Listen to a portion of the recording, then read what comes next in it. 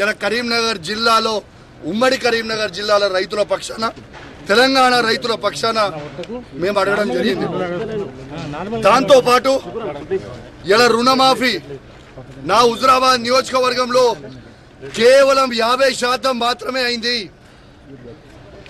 ఇంకా 50% కాలేదు. నా హుజురాబాద్ నియోజకవర్గంలో రైతులకి రుణమాఫీ చెయ్యాలని నేను డిమాండ్ చేసిన. నా దళిత కుటుంబాలకి శాచ్యురేషన్ మోడ్లో 18,500 కుటుంబాలకి మేము దళిత బంధు ఇస్తే రెండో విడత దళిత బంధుని వీళ్ళు ఇవ్వకుండా మా దళితులకి ఇబ్బంది పెడతా ఉన్నారు.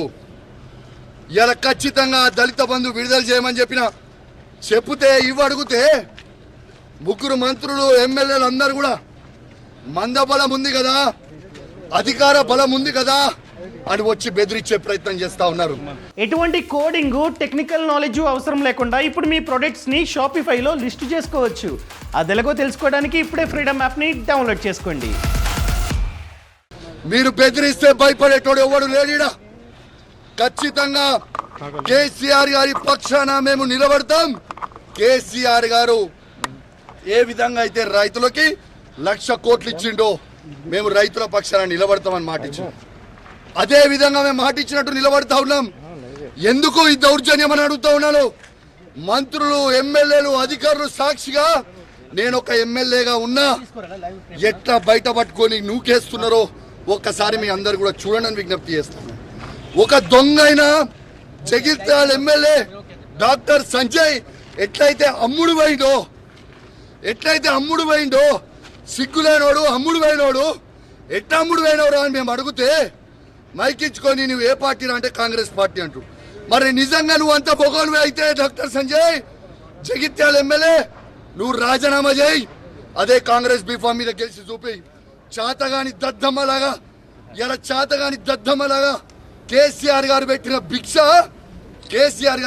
భిక్ష నువ్వు ఎమ్మెల్యేగా ఉండి నిల్చొని కేసీఆర్ గారిని నువ్వు విమర్శిస్తూ ఉంటే, మీరు నోటికి వచ్చినట్టు మాట్లాడుతూ ఉంటే మేము చూసుకుంటా ఊకోవాలన్నా అని మేము అడుగుతా ఉన్నాం.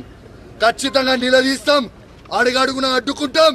ఖచ్చితంగా ఇచ్చిపెట్టే ప్రసక్తే లేదు. వాళ్ళు ఖచ్చితంగా ఇవాళ రైతులకి 15,000 రూపాయల రైతు భరోసా ఇవ్వాల్సిందే. ఇందిరమ్మ ఇల్లు ప్రతి ఒక్కరికి ఇవ్వాల్సిందే. ఇలా వాళ్ళు ఇచ్చిన 6 గ్యారెంటీలు ఇవ్వాల్సిందే. వాళ్ళు భయపెట్టించి దౌర్జన్యాలు చేస్తే భయపడే ప్రసక్తే లేదు.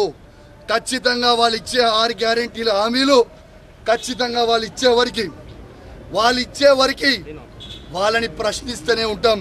420 హామీలు ఇచ్చే వరకు ప్రశ్నిస్తూనే ఉంటాం.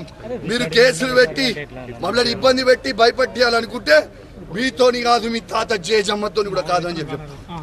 అధికారులకు కూడా చెప్తా ఉన్నాను, హెచ్చరిస్తా ఉన్నాను. తస్మాత్ జాగ్రత్తగా ఉండుర్రి. మీరు ఇష్టం వచ్చినట్టు మీరు చేస్తా ఉన్నారు. 3 ఏళ్ల తర్వాత మళ్ళీ కేసీఆర్ గారు ముఖ్యమంత్రి కాక తప్పదు. ఎవరు కూడా ఇలా ఎక్స్ట్రా చేస్తున్న అధికారులని ఎవరిని కూడా ఇచ్చిపెట్టాం, అది కూడా గుర్తుపెట్టుకోండి అని చెప్తా ఉన్నాం. ఇవాళ మేము కొట్లాడేది ప్రజల పక్షాన. ఇవాళ పోలీస్ వాళ్ళని కూడా అడుగుతా ఉన్నాను, మీకు కేసీఆర్ ఏం తక్కువ చేసిండమ్మా? మీకు అద్భుతమైన ఫార్చునర్ ఇచ్చిండు, అద్భుతమైన ఇన్నోవాలు ఇచ్చిండు, 5 స్టార్ పోలీస్ స్టేషన్లు చేసిండు, మీ జీతాలు పెంచిండు. ఇవన్నీ మర్చిపోయిరా? మళ్ళా మీకోసం కూడా పోరాటం చేయాలంటే మళ్ళా కేసీఆర్ గారి అదొక్కటి గుర్తుపెట్టుకోండి. అధికారం ఎవరికి శాశ్వతం కాదు. 10 సంవత్సరాల్లో మేము కూడా అధికారంలో ఉన్నాం, కానీ ఇష్టం వచ్చిన రాజ్యంలాగా మేము చెయ్యలేదు. ఖచ్చితంగా వాళ్ళు ఇష్టం వచ్చినట్టు అడిగితే అట్లాంటోళ్ళని అడ్డుకుంటాం, ఖచ్చితంగా అడుగుతాం, నిలదీస్తాం. పార్టీ మారినోళ్ళని కూడా ఎవరిని మీద రాజీనామా చేయకుండా పార్టీలో మారి తిరుగుతాను అడుగున అడ్డుకుంటాం, తిరగబడతాం.